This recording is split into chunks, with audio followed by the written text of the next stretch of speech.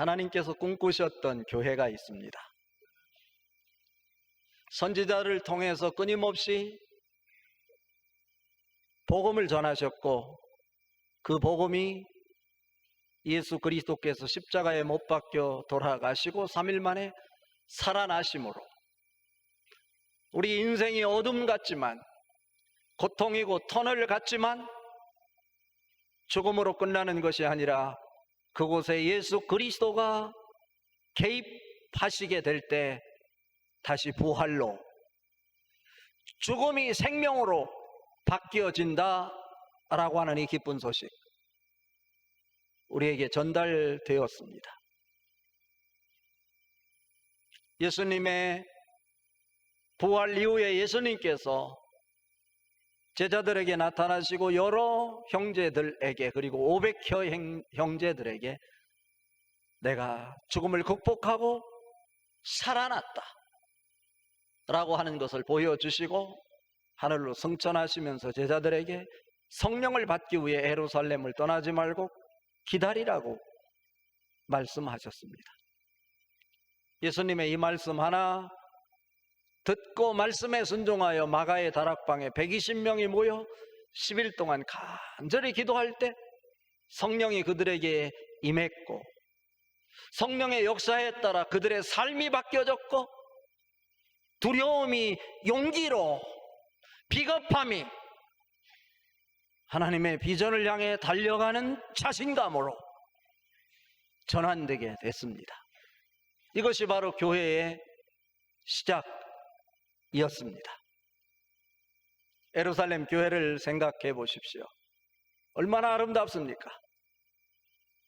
사도들의 가르침을 따라 말씀에 순종하고 기도하기를 전혀 힘쓰고, 자기만을 생각하지 않고 어려운 성도들이 있을 때 자기의 재산을 팔아 사도의 발 앞에 가져다 놓는 일 등 아름다운 사랑의 공동체의 모습이었습니다. 베드로가 설교를 하면 3,000명씩 회개하고 돌아오는 역사도 있었습니다. 무엇보다도 영혼을 사랑하는 전도 정신이 그들 가슴속에 가득 채워져 있었습니다. 적어도 예루살렘 교회는 수만 명이나 모이는 메가처치였음에 틀림없습니다. 그런데 하나님께서는 예루살렘 교회를 바라보시면서 예루살렘 교회는 여기까지이다 라고 생각하시고 판단하시고 예루살렘 교회를 흩으셨어요. 이것이 사도행전 8장을 기점으로 해서 더 이상 예루살렘 교인들이 예루살렘에 머물러 있지 못하고 핍박과 박해를 견디지 못한 채 세계 각처로 흩어지는 디아스포라의 모습을 띌 수밖에 없었습니다. 스데반이 성령 충만하여 집사로 세움을 받은 뒤 복음을 전하다가 돌로 쳐맞아 죽음을 맞이하는 순교를 맞이하게 됩니다. 이 광경을 지켜보고 있던 예수님의 12 제자들,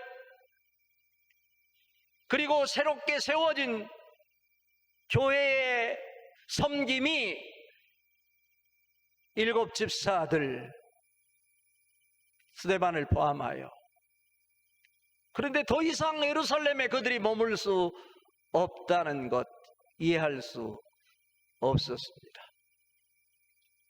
사도들은 예루살렘에 여전히 남아 있습니다. 그런데 성도들은 예루살렘에 남아있지 못하고 다 뿔뿔이 흩어져 세계 각처로 흩어져 도망가면서 복음을 전하는 자로 살았습니다. 그 중에 오늘 본문에 등장하는 7 집사 중에 한 사람이었던 빌립 집사가 사마리아 성이라고 알려져 있는 사마리아 도시로 들어가서 그곳에서 복음을 전하는 장면이 소개가 되고 있습니다. 사마리아는 어느 곳입니까? 예수님이 사역지가 주로 갈릴리가 무대였다고 할 때 예루살렘에 머물고 있던 이 제자들, 갈릴리로부터 예루살렘을 오고 가는 일이 자주 있었습니다. 예수님은 수가성 여인과 우물가에서 대화를 하는 이런 모습을 통해서 사마리아 사람들을 포함하고 품어야 된다고 생각하셨지만 제자들은 예수님의 그러한 행동에 대해서 이해를 하지 못했습니다.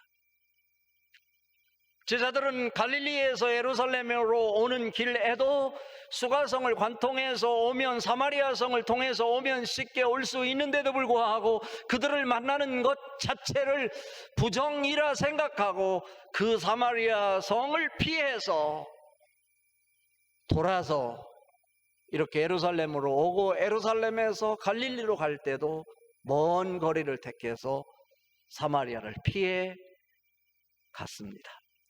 예수님의 취한 행동에 대해서 제자들이 이해를 하지 못했을 뿐 아니라 예수님의 사랑의 제자라고 알려져 있는 요한과 그의 형제 야고보는 복음을 전하는데 그들이 복음을 받아들이지 않자 예수님을 향해서 이들이 복음을 받아들이지 않는데 이 사마리아 성의 밭에 하늘에 불을 내리게 해서 이들을 태워 죽이는 게 어떻겠습니까? 그러자 예수님께서 그들을 책망하셨습니다. 다시 말하면 제자들은 그들 가슴에 품을 수 없는 사람들, 사마리아 사람들이라고 생각했다라고 하는 이야기입니다. 그런데 제자들은 여전히 예루살렘에 남아 있습니다. 예수님이 회당에 들어가셔서 가르치셨고 또 사도 바울도 회당에 가서 복음을 전하셨습니다. 이야기는 무슨 얘기냐면 회당은 누가 들어가서 예배하는 곳이냐면 유대인들이 들어가서 예배하는 곳입니다. 사도행전 8장 1절을 같이 한번 읽어봅니다. 사울은 그가 죽임을 당함을 마땅히 여기더라. 그날에 예루살렘에 있는 교회에 큰 박해가 있어 사도 외에는 다 유대와 사마리아 모든 땅으로 흩어지니라. 유대인들의 박해가 시작돼서 더 이상 기독교인들이 그곳에 남아있지 못했다라고 하는 것을 이야기하는 대목입니다. 핍박과 박해에 의해서 예루살렘에 더 이상 머물지 못했던 성도들이 세계의 각지로 흩어지면서 복음을 전했는데 오늘 본문에 등장하는 주인공 빌립은 예수님의 제자들이 이해할 수 없고 받아들일 수 없는 사람들이 살고 있는 사마리아 도시에 들어가서 복음을 전했다라고 이야기를 합니다. 빌립이 어떻게 해서 제자들이 이해할 수 없는 땅, 하나님의 선민이라 자처하는 그들은 하나님의 선민과 전혀 관계없는 사람이라 낙인 찍어 놓았던 사마리아에 보냄을 받았을까? 라고 하는 물음표입니다. 그런데 그곳에서 지금 복음의 역사가 일어나고 있다는 소식을 듣고 처음에는 당황을 했지만 제자들이 회의를 통해서 예수님의 제자 중에 대표적인 사람이라고 일컬어지는 베드로와 요한을 사절단으로 그곳에 보냅니다. 성경은 무엇라고 기록하고 있냐면 그들이 예수의 이름으로 세례를 받고 예수를 믿기로 결단을 하고 예수님을 따르는 자의 무리에 포함됐지만 성령은 임하지 아니했다. 베드로와 요한이 그곳에 사절단으로 파송되어 빌립이 전하는 복음을 그들이 받아들이는 모습을 보며 그 제자들도 놀라고 감격하면서 그들 앞에 손을 얹고 머리에 손을 얹고 안수를 하니 비로소 그들이 성령을 받게 되었다라는 것입니다. 저는 오늘 이 사도행전 8장의 말씀을 가지고 하나님이 원하시는, 하나님이 기대하시는 아름다운 교회의 모습은 어떤 모습일까를 묵상하면서 여러분과 같이 말씀을 나누려고 합니다. 그 중에 첫 번째로, 교회는 사람의 계획과 방식이 아닌 전적으로 성령의 인도하심을 받는 공동체이다 라고 하는 것입니다. 오늘 읽은 말씀 26절 말씀 같이 한번 읽어봅니다. 주의 사자가 빌립에게 말하여 이르되 일어나서 남쪽으로 향하여 예루살렘에서 가사로 내려가는 길까지 가라 하니 그 길은 광야라. 빌립이 사마리아 도시에서 복음을 전하는데 믿을 것 같지 않은 그들이 빌립이 전하는 말씀을 아멘으로 받아들이고 나도 기독교인이 되겠다, 나도 예수님을 주인으로 모시겠다, 이곳저곳에서 다 모여들어요. 그 도시의 주도적 역할을 감당했던 시몬까지도 세례를 받고 예수님을 따르겠다고 하면서 자기가 마술을 통해서 기적을 행하고 병자를 치료했지만 자기가 하는 것과 빌립이 전하는 말씀을 통해 진행되는 하늘의 기적과는 차별성이 있음을 발견하고, 베드로와 요한이 안수할 때 성령이 임해서 그들이 바뀌어지고 변화되는 모습을 바라보고 있었던 시몬이 자기의 재산을 많이 가지고 와서 나도 성령을 살 수 없겠느냐고 성령을 받으라고 요구했던 시몬 앞에 베드로와 요한이 내 마음이 악하니 너와 성령과는 아무 관련이 없다, 너는 그 물질과 함께 망할지어다 라고 이야기를 합니다. 그럼에도 불구하고 이 시몬이 자기 인생 지금까지 살아왔던 것 다 한계가 있음을 인정하고 자기가 붙잡았던 세상의 권력 내려놓고 빌립이 전하는 복음을 따르게 되는 놀라운 일, 상상을 초월하는 역사가 나타나고 있었다라는 거예요. 빌립에게 얼마나 기대가 컸을까요? 얼마나 놀라운 일이 일어날 것을 기대했을까요? 그런데 그 순간 오늘 읽은 26절에 보니까 주의 사자가 빌립에게 말하여 이르되, 성령님께서 빌립을 다른 곳으로 이끄시고 있는 거예요. 사람이 살 수 없는 곳, 그곳은 가사라는 지역인데 광야라고 해석까지 붙여요. 빌립이 이런 생각을 하지 않았을까요? 왜 하나님께서는 이곳에 복음을 전하고 더 많은 사람이 예수를 믿고 따르게 될 것인데 이런 일을 중단하고 사람이 살지 않는 곳, 험악한 광야로, 그것도 가까운 곳이 아니라 먼 곳으로 나를 보내는 것일까? 그런데 빌립이 성경 어느 곳에서도 그 성령의 요구 앞에 부정했다, 불평했다, 거절했다라는 말이 한마디도 없어요. 빌립은 성령의 이끄는 대로 움직여서 이동해서 즉시 순종하여 70km가 되는 험악한 길, 위험이 도사리고 있지만 그 길에 순종하여 도달하게 되는 것입니다. 여기 주의 사자라는 말, 신약 성경에 그리 많이 등장하지 않아요. 특히 사도행전에서 주의 사자라고 하는 이 용어가 앙겔로스 세우라고 하는 이 헬라어 단어가 4번 나오는데요, 오늘 본문에 등장하는 주의 사자는 또 다른 곳에서 등장하는 주의 사자와 다른 대상이라는 거예요.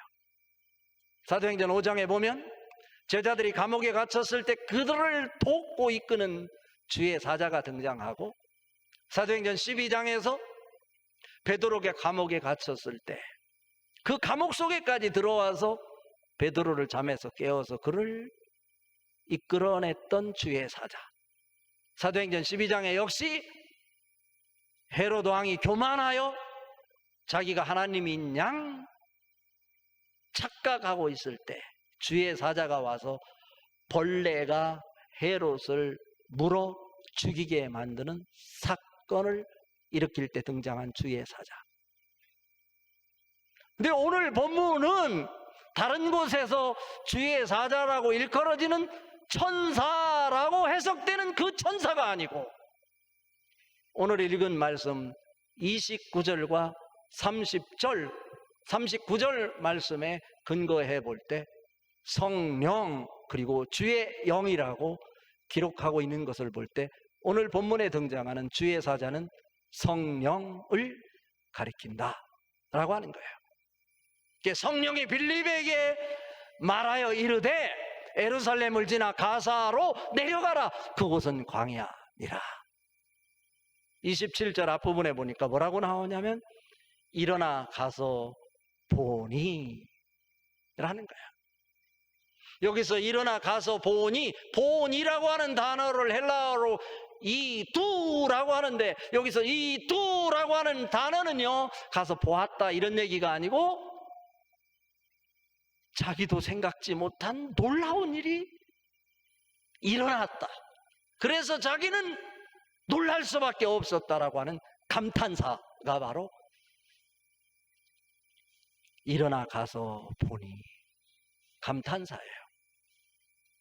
거기에서 가서 보니 어떤 일이 일어났습니까? 에디오피아의 여왕 간닥의 재정을 맡은 내시가 그곳에서 머물러 있는데 술에 타고 있어 성경을 읽고 있었다라고 오늘 기록하고 있어요. 누가 생각이나 했었겠어요? 에디오피아는 당시에 아프리카를 대표하는 나라였어요. 여기서 간다게라고 하는 것은 헬라어로 대통령이라는 뜻이고, 에디오피아라고 하는 것은 이 뜻 자체가 검은 피부의 사람들이라는 뜻이에요. 열왕기상 10장 1절부터 10절까지, 그리고 역대하 9장 1절부터 9절까지 솔로몬 왕이 성전을 짓고 지혜의 왕이라, 지혜의 사람이다, 어떤 것이든지 물어도 모르는 것이 없는 사람이 솔로몬 왕이다, 하나님의 사람이다 라고 하는 것이 세상에 알려지게 되었는데, 열왕기상 10장에 보면 스바 여왕이라고 소개가 되고 있어요. 여기서 스바라는 것이 헬라어로 에디오피아와 같은 말이에요. 같은 말. 아프리카의 주도적 역할을 감당하는 나라의 왕, 스바 여왕이 신하들과 함께 그 나라에서 나는 모든 보물들 그리고 향품들 가지고 와서 솔로몬 왕이 정말 지혜로운 왕인지 시험을 하는 장면이 나와요. 그런데 어떤 것을 물어봐도 대답하지 못하는 것이 하나도 없더라 기록하고 있고, 그가 솔로몬에게 지혜에 감동하고 선물로 준 돈만 금 120달란트라고 우리 돈으로 치면 수백억에 해당되는 돈을 솔로몬에게 주는데, 솔로몬 이전 이후에 솔로몬에게 그러한 많은 재물 보물을 가져온 사람이 없었다고 성경은 기록하고 있어요. 그런 여왕의 재정을 맡고 있는 내시가 그곳에 수레에 타고서 절기를 지키기 위해서 예루살렘에 왔다가 돌아가는 길에 성경을 읽고 있는 거예요. 하나님의 이 놀라운 섭리 앞에 오늘 빌립이 일어나 가서 보니 감탄을 하는 거예요. 생각지도 못했던, 상상하지도 못했던 하나님의 계획과 섭리 앞에 어찌 이런 일이 일어날 수 있을까? 성경을 크게 읽고 있는데 지금 누가? 빌립이 그 앞에 다가갔어요. 다가갈 수 없는 거예요. 적어도 에티오피아의 여왕이 직접 자기를 대신해서 보낸, 우리말로 얘기하면, 요즘으로 말하면 경제부총리일 것인데 경제부총리를 혼자 보냈을까? 적어도 그를 경호하는 경호원들이 200명에서 300명은 같이 있었을 것이다. 그들 앞에 빌립이 다가선다고 하는 것은 곧 죽음을 의미할 것인데, 성령이 이끄시니 성령이 가라하니 가고 서라하니 서고, 그랬더니 오히려 이 거시기한 경제부총리가 빌립에게 말을 거는 거예요. 빌립이 묻죠. 당신이 읽는 성경을 이해할 수 있냐? 그랬더니 이 경제부총리가 빌립에게 말하길, 가르쳐주는 자가 없는데 어떻게 이해할 수 있습니까? 라고 하면서 빌립을 수레 위로 초청해서 자기 옆자리에 앉게 하고 성경을 설명해 달라고 부탁하는 거예요. 그가 묻습니다. 선지자가 기록한 이 말씀이 선지자 자신을 가리키느냐 아니면 다른 사람을 가리키느냐? 이것은 이사야 53장 7절 8절 말씀인데, 선지자 자신을 가리키는 것이 아니라 장차 우리를 구원할 자로 이 땅에 오실 예수 그리스도를 가르칩니다 라고 하면서 복음을 전하기 시작하는 것입니다. 자, 오늘 본문 말씀을 통해 하나님이 원하시고 기뻐하시는 교회는 오직 뭐하는 교회? 사람의 계획과 방식이 아닌 전적으로 성령의 인도함을 받는 공동체가 되기를 기대하고 계신다. 또 한 가지는 뭐냐면 이런 거예요. 교회는 세상의 성공적 영향력과 단절하고 오직 하나님만 바라보는 공동체여야 한다. 빌립이 얼마든지 사마리아에서 능력을 행할 수 있었는데 성령이 빌립을 이끌어 가사로 보내니 그는 즉시로 순종하여 가사로 가서 하나님의 섭리와 하나님의 계획 앞에 감탄사를 보낼 수밖에 없었던 것이에요. 성경을 해석해주고 성경을 풀어주고 말씀을 전하면서 에티오피아의 경제부총리가 복음에 눈을 뜨고 광야에서 물을 만나니 그곳에 내려가서 세례를 베풀어 달라고, 자기도 예수를 믿겠다고 그 순종하는 모습을 보면서 아하, 하나님이 계획하시는 일은 이렇게 놀랍구나. 모든 것 내려놓고 오직 하나님만 바라보고 하나님의 뜻에 전념하는 이 빌립의 모습 속에서 하나님이 원하시는 공동체는 세상의 권력과 단절하고 세상이 추구하는 것과 등지고 오직 하나님만 바라보는 교회여야 한다 라고 하는 것을 깨닫습니다. 물을 보고 가서 세례를 받을 때 이 에티오피아의 경제부총리가 예수를 믿고 너무나 기뻤어.